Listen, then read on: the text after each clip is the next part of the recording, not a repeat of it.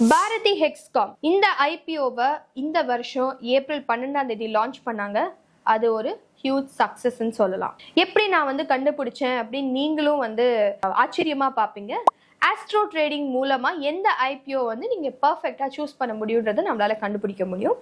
அதை பத்தி தான் இந்த வீடியோல நம்ம விரிவா பார்க்க போறோம். இந்த பாரதி ஹெக்ஸ்காம்ன்றது ஏர்டெலோட ஒரு சப்சைடரி கம்பெனி. இதை இந்த வருஷம் ஏப்ரல் ஐபிஓ லான்ச் பண்ணாங்க.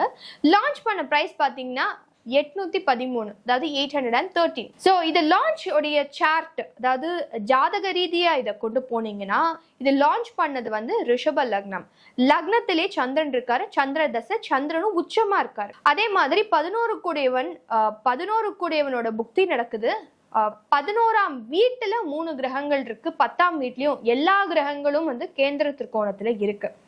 அது மட்டும் இல்லாம சில டீப் கால்குலேஷன்ஸும் நாங்க பண்ணி பார்த்ததுல இந்த பர்டிகுலர் ஸ்டாக்கோட டைம் நல்லா இருக்கு அப்படின்றது எங்களுக்கு தெரிஞ்சு போச்சு. அப்புறமா என்ன பண்ணோம்னா, நாங்க இந்த ஸ்டாக்ல ஜஸ்ட் ஒரு சாம்பிள் மாதிரி இன்வெஸ்ட் பண்ணி பார்ப்போம் அப்படின்னு பண்ணதுதான். மே மாசத்துல இந்த ஸ்டாக் 1012 ரூபாய்க்கு நாங்க வாங்கணும். அதை மறுபடியும் ஒரு மாசத்துல ஜூலை மாசம் ஆரம்பத்துல நாங்க வித்தப்போ 1112 ரூபாய்க்கு நாங்க வித்திருக்கோம்.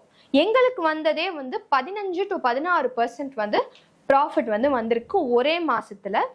ஸோ கண்டிப்பா இந்த ஸ்டாக் இந்த புக்தி முடிகிற வரைக்குமாச்சு கண்டிப்பா 11 கூடியவன் புக்தி முடிகிற வரைக்கும் இது க்ரோ ஆகுன்றது கண்டிப்பா தெரிய வந்தது.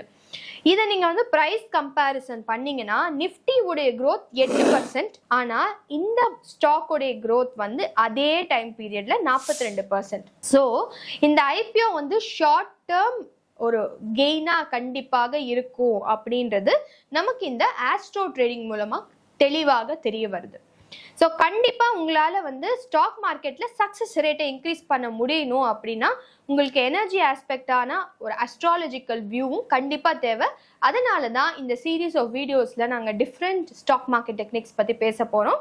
கண்டிப்பா பாருங்க. அது மட்டும் இல்லாம ஷேர் பண்ணுங்க, இந்த சேனலை சப்ஸ்கிரைப் பண்ணுங்க.